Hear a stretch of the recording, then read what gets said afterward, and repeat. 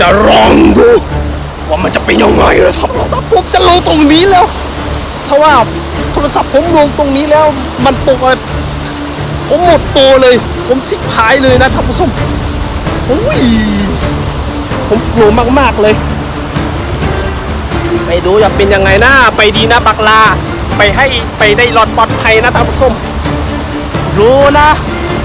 ผมจะเอาลงแล้วไปดีเด้อบักลา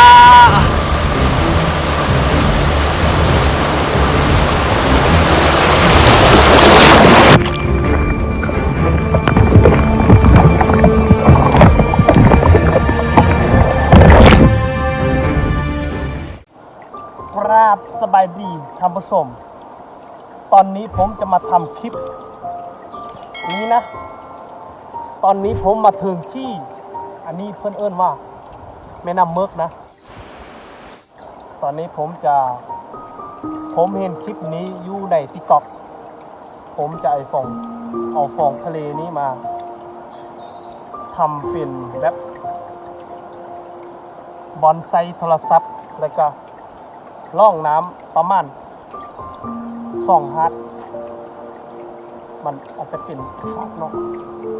ตอนนี้ผมจะทำใส่โทรศัพท์ตอนนี้อันนี้ผมเอาแก็บมานะตอนนี้ผมจะทำที่นี้นะอันนี้ผมใส่ลงตั้งนะผมใส่ถ่ายลงตั้งอันนี้ผมจะใส่ลงขวางนะท่านผู้ชมผมจะใส่ลงขวางแบบนี้ไปตามแม่น้ำเลยท่านผู้ชมผมจะเอานิ้วมือคิดให้มันพอดีโทรศัพท์นะผมจะคิดนะผลการทดลองผมเคยเห็นอยู่ใน TikTok นะผมเคยดู TikTok เดี๋ยวผมจะเอามาทำดูว่ามันจะเป็นอย่างไรนะท่านผู้ชมไม่รู้ว่าโทรศัพท์ผมจะตกหรือไม่ตกนะท่านผู้ชมคอยรอดูนะตอนนี้ผมกำลังจะคิดให้มันประมาณโทรศัพท์ของเรานะผมจะคิดลงไปนะคิดให้ลึกที่สุดนะเพราะว่ากลัวว่าโทรศัพท์เราจะตกท่านผู้ชมให้มันประมาณความพอดีนะ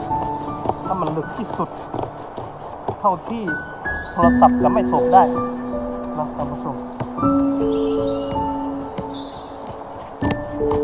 เพราะว่าโคตรกลัวโทรศัพท์ตกผมก็เลย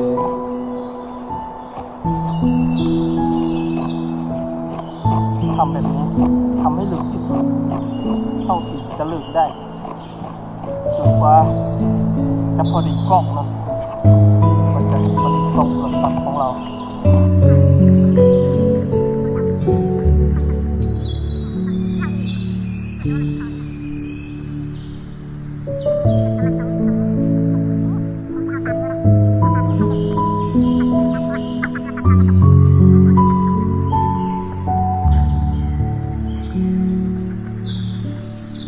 ตอนนี้ผมก็ทำเป็นที่เรียบร้อยแล้วนะครับท่านผู้ชมตอนนี้ผมเฮ็ดความลึกของมันประมาณ3 นิ้วนะเพราะว่ากลัวว่าโทรศัพท์จะตกอันนี้เป็นบอร์ดเราจะโอเคโทรศัพท์สตาร์ทให้มันตอนนี้ผมจะใส่แบบนี้นะอันนี้มันจะเป็นเรือนะเป็นเรือนะท่านผู้ชมเพราะว่าตอนนี้ผมข้าพเจ้าเองนะวันนี้เป็นบอลผมจะเอากล้องเป๊ะประมาณนี้มันคักดีนะครับผู้ชมเราจะสตาร์ทเลยเราจะทำเลยนะท่านผู้ชมตอนนี้ผมจะทดลองเบิ่งว่ามันจะเป็นยังไงนะผมไม่เคยทำแต่ว่าผมเคยเห็นอยู่ใน TikTok นะท่านผู้ชมจะใส่ที่ไหนดีมันจะเป็นอาจจะเป็นแบบนี้นะโอ้โหโคตรเลยโอ้โหอย่าเฝ้าทำแบบนั้นผมยังไม่พร้อม ประมาณนี้นะท่านผู้ชมอันนี้มันคือบอลผมจะเอาโทรศัพท์ใส่น่าจะไม่รู้ว่าโทรศัพท์เราจะเป็นยังไงนะท่านผู้ชมตอนนี้ผมจะใส่ลงในแม่น้ำอุ้ยโคตรย่านเลยท่านผู้ชมยังไงก็ไปดูกันนะตอนนี้ใส่แล้วสตาร์ทเลยผมจะไปอยู่ที่ตรงนั้นรอนะรอให้มันเรือนี่มันจะเป็นเรือนะเพื่อลงไปเท่านั้นนะผมจะพยายามรอท่าอยู่เท่านั้นแหละไปเลยโอ้สุดยอดผมอยู่ตรงนี้เฮ้ยโอ้ไม่ธรรมดาเลยโอ้โหสา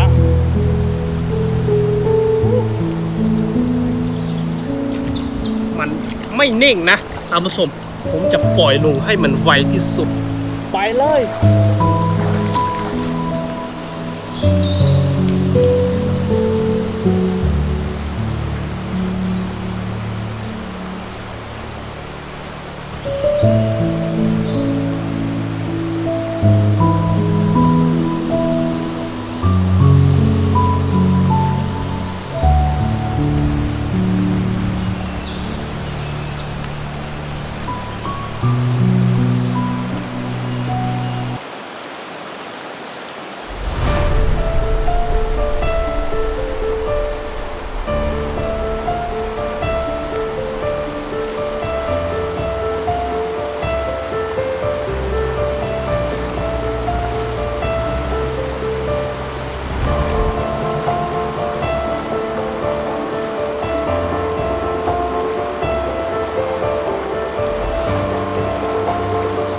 ตรงนี้มาเลยตอนนี้ผมรอเฮ้ยกำลังจะมานะท่านผู้ชมเอามาแล้วใกล้จะถึงแล้วโอ้โคตรขังเลยสุดยอดวิธีนี้บ่ธรรมดาเพราะว่าตอนนี้ผมทดลองตรงวังนะตอนนี้ผมทดลองตรงนี้ตอนนี้หรือว่าผมจะลงตรงนี้มันจะเป็นหาดนะครับผมกลัวมันค้างตรงนั้น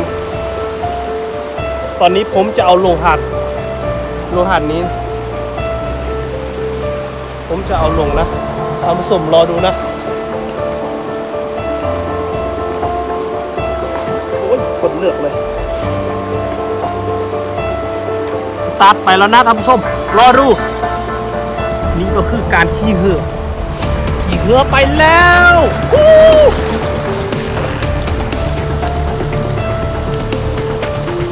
ไม่รู้ว่ามันจะเป็นยังไงนะท่านผู้ชมตอนนี้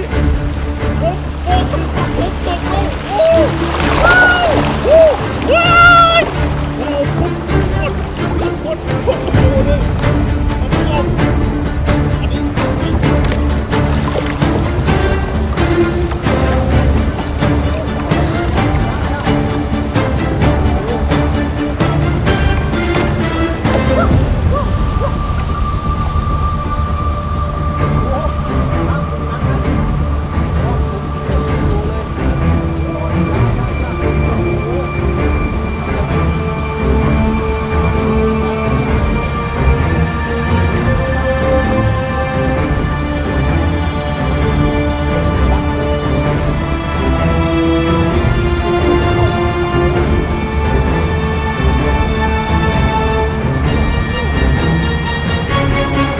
โคตรตื่นเต้นเลย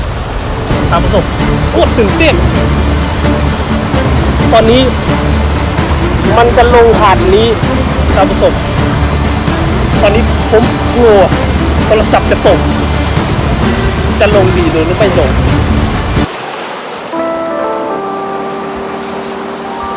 จะลงหรือไม่ลงนะท่านผู้ชมตอนนี้ผมคิดยากเพราะว่าผลการทดลองมัน1 ครั้งผมทดลองมาตรงนั้นกด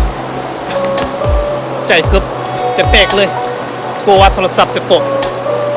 ตอนนี้ว่าผม อันนี้มันสุดยอดมากนะท่านผู้ชมเพราะว่าเอามันลงอุ้ยกลัวว่าโทรศัพท์เราจะตกตอนนี้ผมกลัวมากไม่รู้จะทำยังไงผมกลัวเลยมันขนาดนี้มันจะไปได้ยังไงผมก็จะลองดูว่ามันจะเป็นยังไงเลยครับผมตอนนี้ผมจะแปลงโทรศัพท์ให้มัน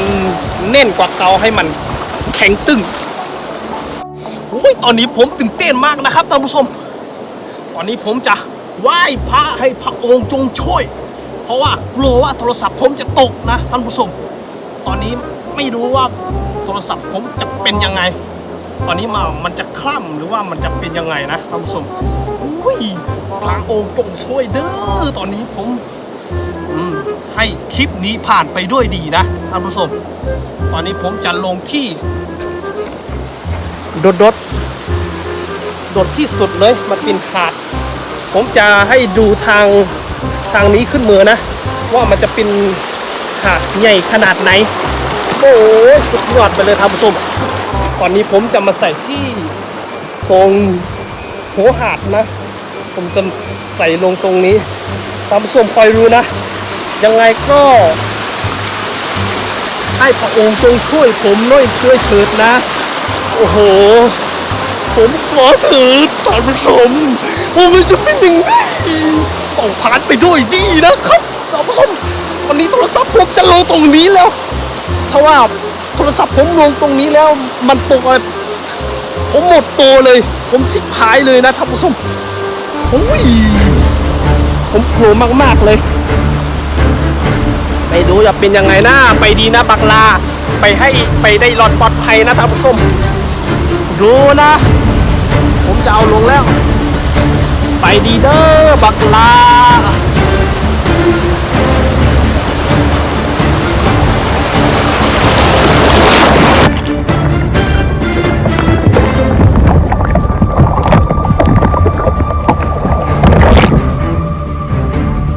โอ้โห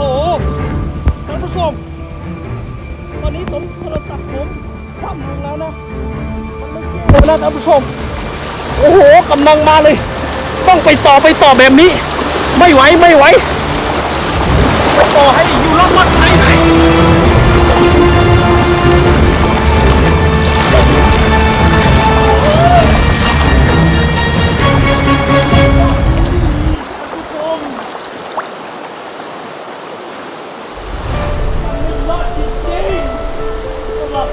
มันไม่รอดอันนี้ผมเสียขนาดนี้ก็ไม่ผ่านโอ้โหมันโคตรเลยผมเลย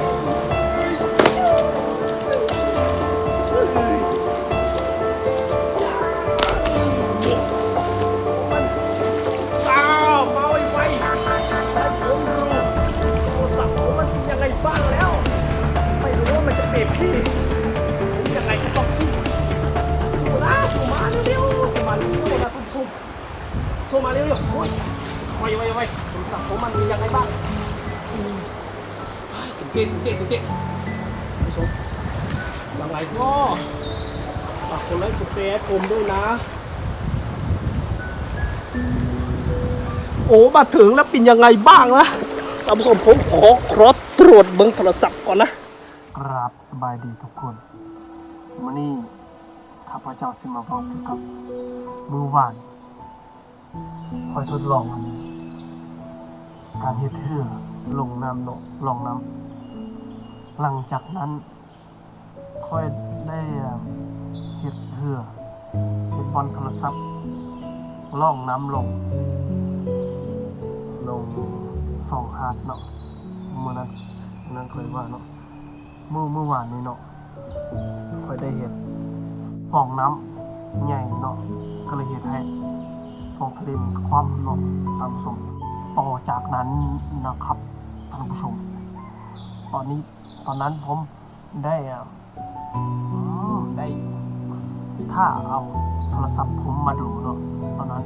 ผมขอดูตรวจโทรศัพท์ผมปลอดในตอนนั้น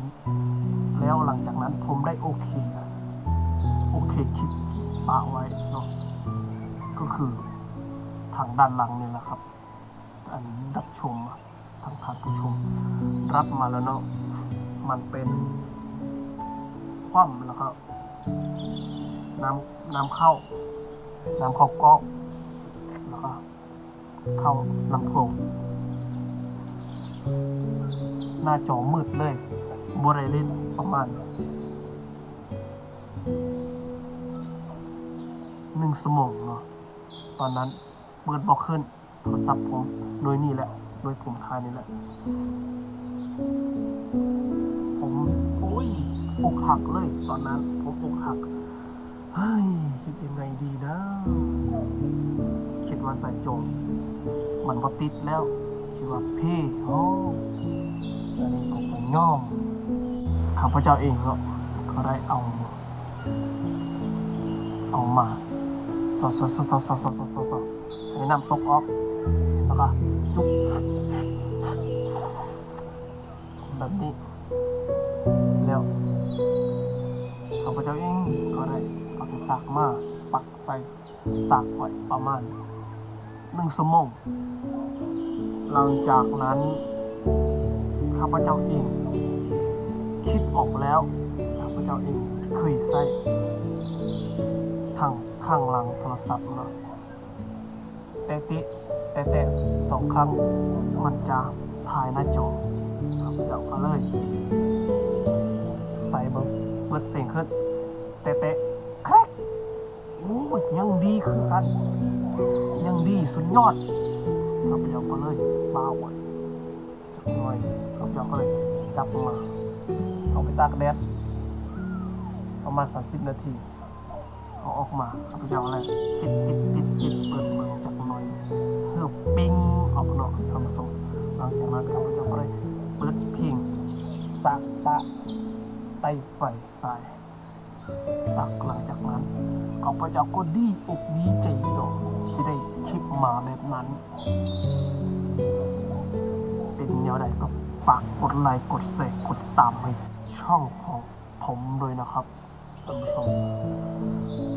ขอขอบคุณที่รับชมคลิปมาจนถึงตอนนี้นะคลิปนี้ก็ขอลาจากนะท่านผู้ชม